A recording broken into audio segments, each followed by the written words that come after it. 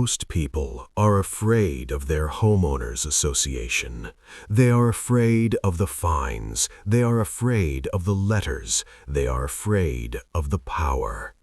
But what happens when an HOA president gets so drunk on authority she forgets where her borders end and where my property begins?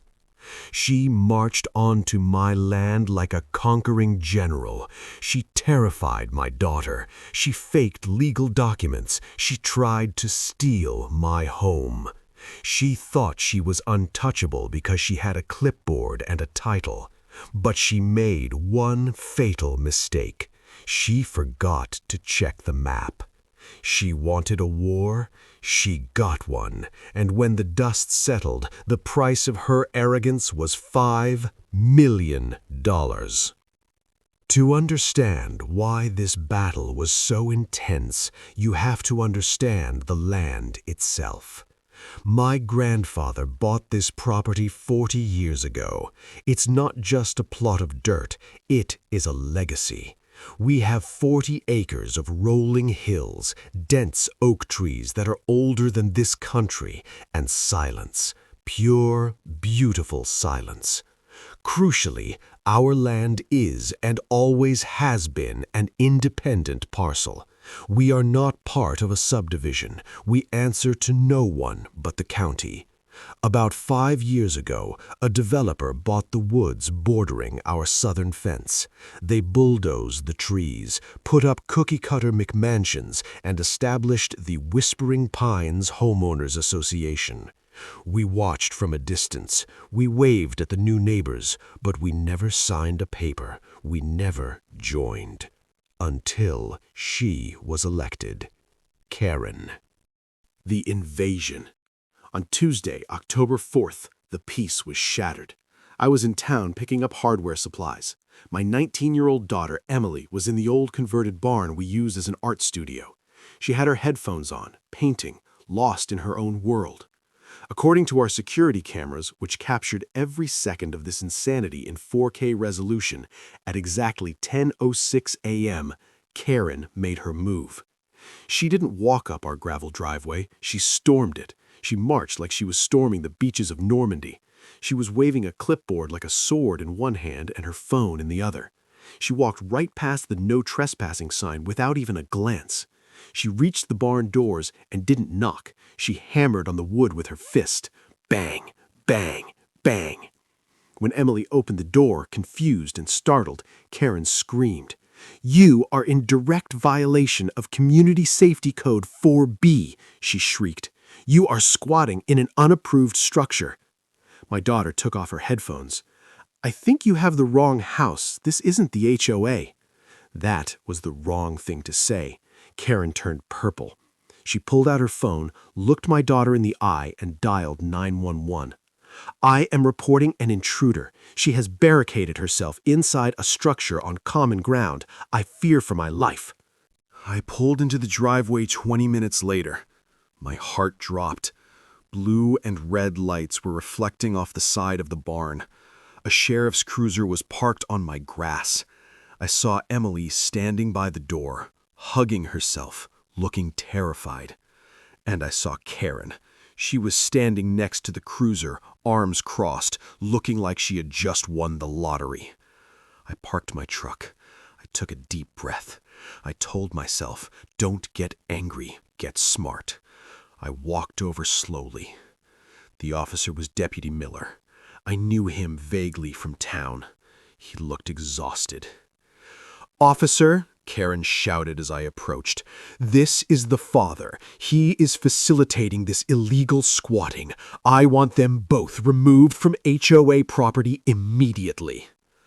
I looked at Miller. "Afternoon, Deputy. Is there a problem?" Miller sighed. "Sir, this lady claims your barn is built on the community green space. She claims you're trespassing."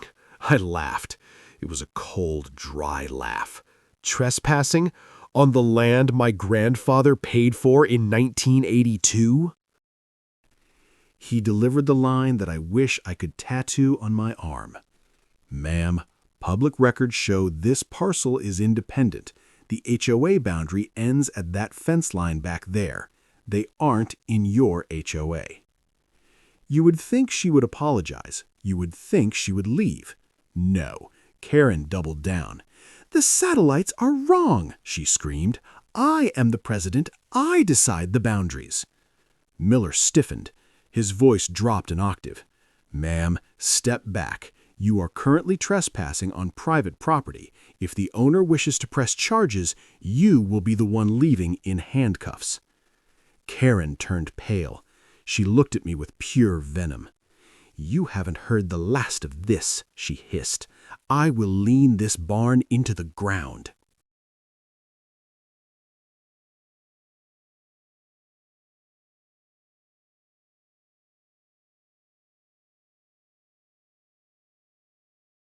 My hands were shaking, not from fear, but from rage. Notice of violation and fine assessment. According to the HOA board, my daughter had threatened community order, violated ranch conduct standards, caused an emergency response disruption. Therefore, they demanded we pay a fine of $1,420 within 10 days, or they would place a lien on the property. But the pièce de résistance was on the last page. Stapled to the back was a map. It was a photocopy of the county survey, but someone, Karen, had taken a thick black Sharpie and physically drawn a new line. She had just scribbled a circle around my barn and wrote HOA Annex in the margin.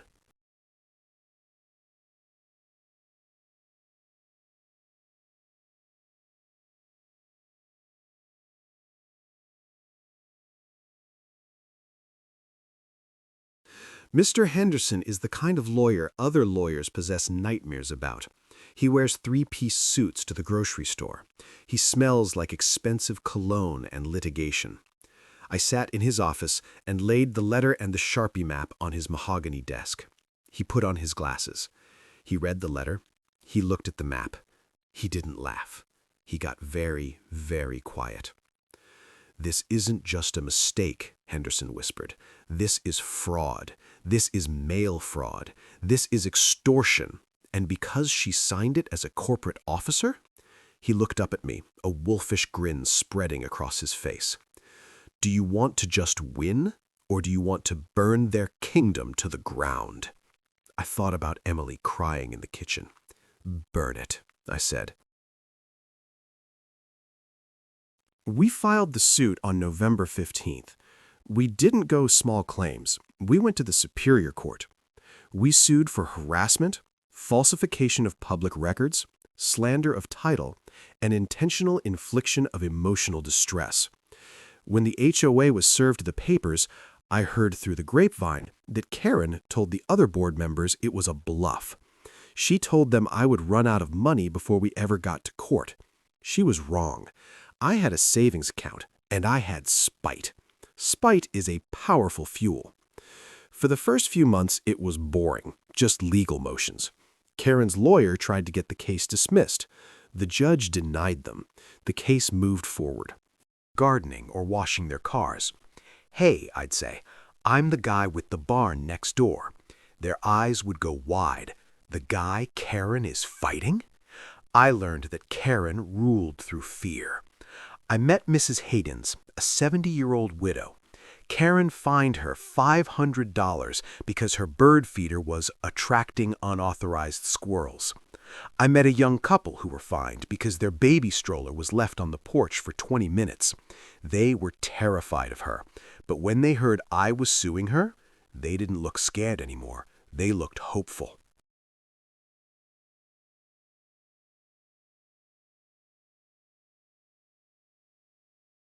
2022, we entered the discovery phase.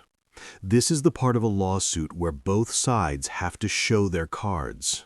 We demanded all the HOA meeting minutes, all the emails, and crucially, all the bank records. Karen thought this. She filed motions to keep the records sealed. She claimed they were confidential corporate strategy. Why was she so afraid of us seeing the bank statements? The judge, ordered her to hand them over. On August 12th, Mr. Henderson called me. "You need to come down here," he said. "We found something." I walked into Henderson's office. The conference table was covered in paper. "Look at this," he said, pointing to a highlighted line on a bank statement from 2019. "Payment, $4,500 to KM Consulting." "Who is KM?" I asked. "Karen Miller," Henderson said, "the president." We looked through the months. Every single month, $4,500 went to her consulting firm. Then we found landscape services paid to a company owned by her brother-in-law. We found pool repairs for $20,000. The community pool had been closed for 2 years. Mr. Henderson sat back in his chair. "She isn't fining people to enforce the rules," he said. "She's fining them to cover the theft. She's embezzling." The total missing was over $300,000. Before the trial, there's a deposition. That's where the lawyers get to question the witnesses under oath, with a camera rolling. I sat in the corner of the room while Mr. Henderson questioned Karen. She was arrogant at first. She sat there with her arms crossed, rolling her eyes. Henderson asked her about the map. "I adjusted the boundaries for the safety of the community," she said. "Do you have a degree in surveying?" Henderson asked. "I have common sense," she snapped. Then Henderson slid the bank statement across the table. "Miss Miller, can you explain this payment to KM Consulting?" The room went silent. You could hear the air conditioner hum. Karen's face went from red to white. That is for administrative oversight," she stammered. "Is it?" Henderson asked. "Because the bylaws explicitly state the president is an unpaid volunteer position." She didn't answer. She just drank her water. Her hands were shaking so hard the water spilled on the table. "A week later, their lawyer called us. They wanted to settle. They offered to drop the $1,400 fine against me if I dropped the lawsuit. I laughed so hard I nearly dropped the phone."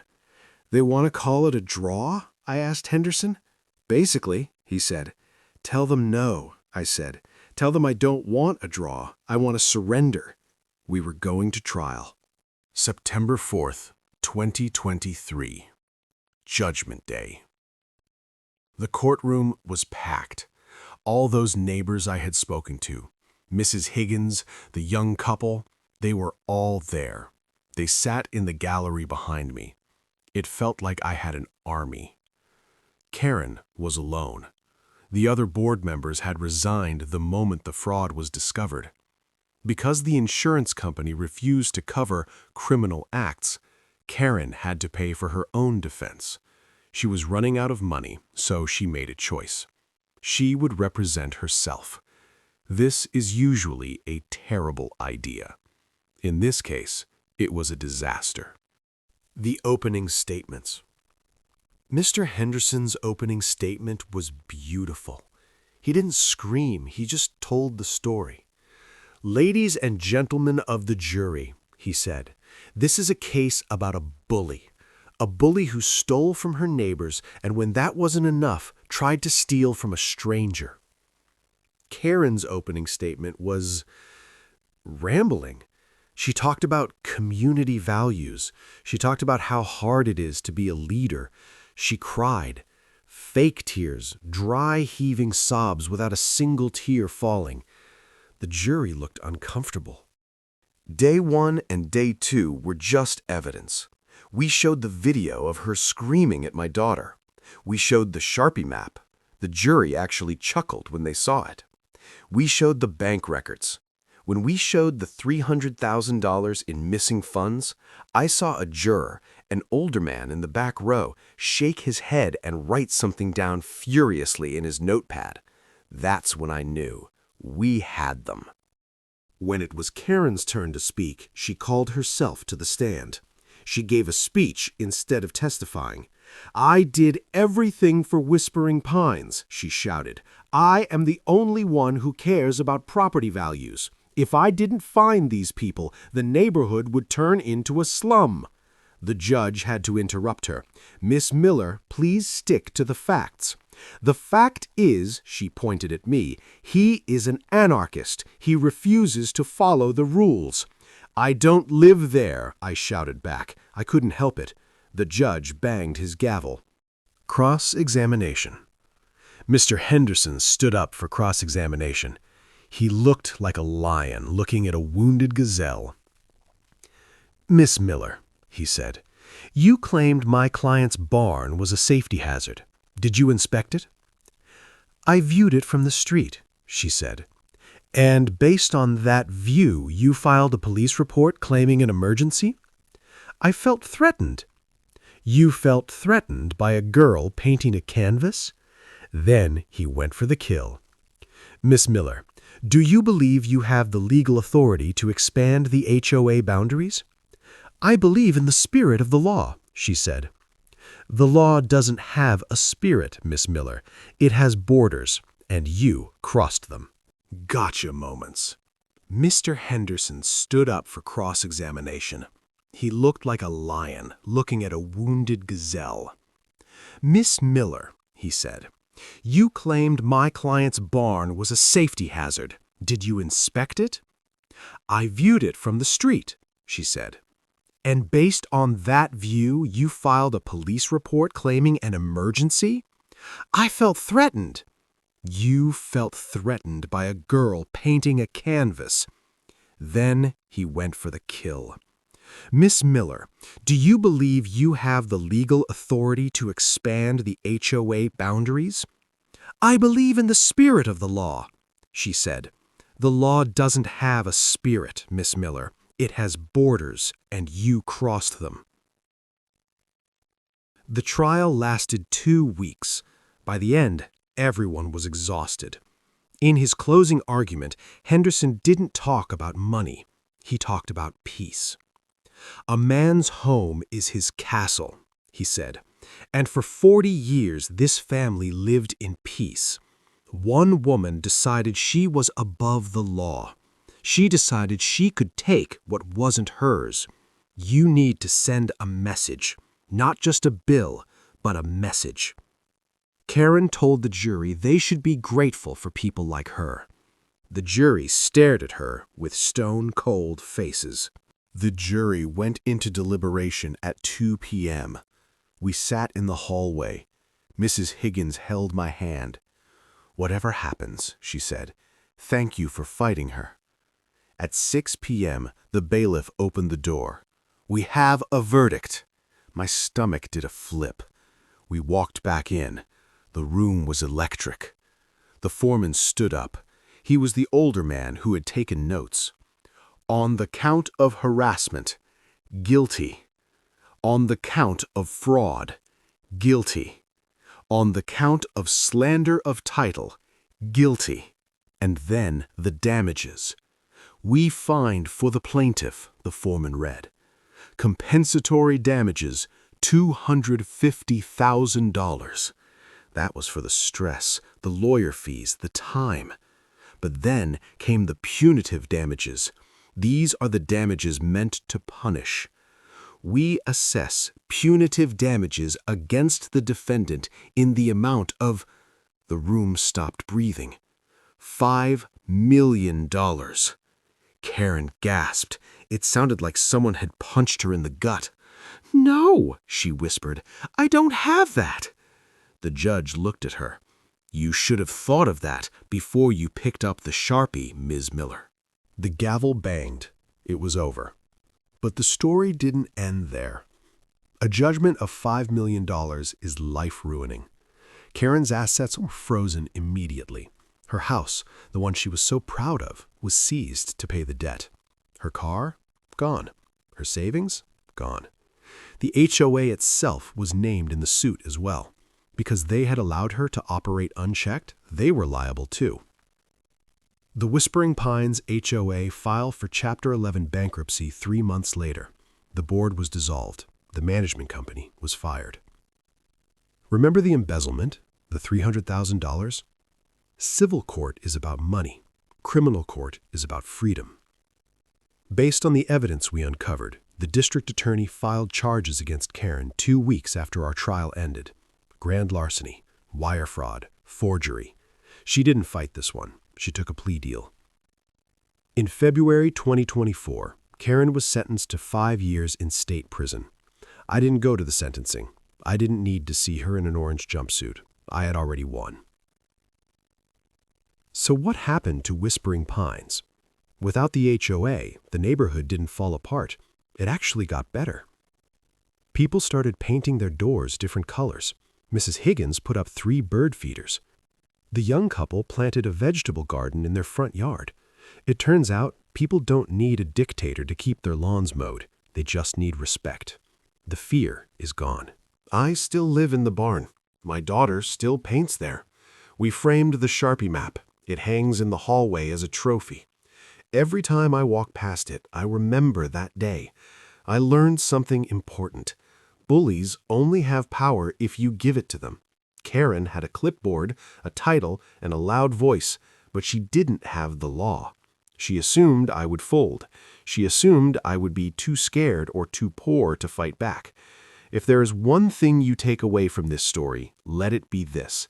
Know your property lines, know your rights, and never, ever let someone tell you that you don't belong on your own land. Have you ever dealt with an HOA nightmare? Did you ever have a neighbor try to claim your land? I want to hear your stories. Drop a comment below. If this video gets 10,000 likes, I'll release the full audio recording of Karen screaming at the judge. Thanks for watching. Stay safe and stay off my lawn.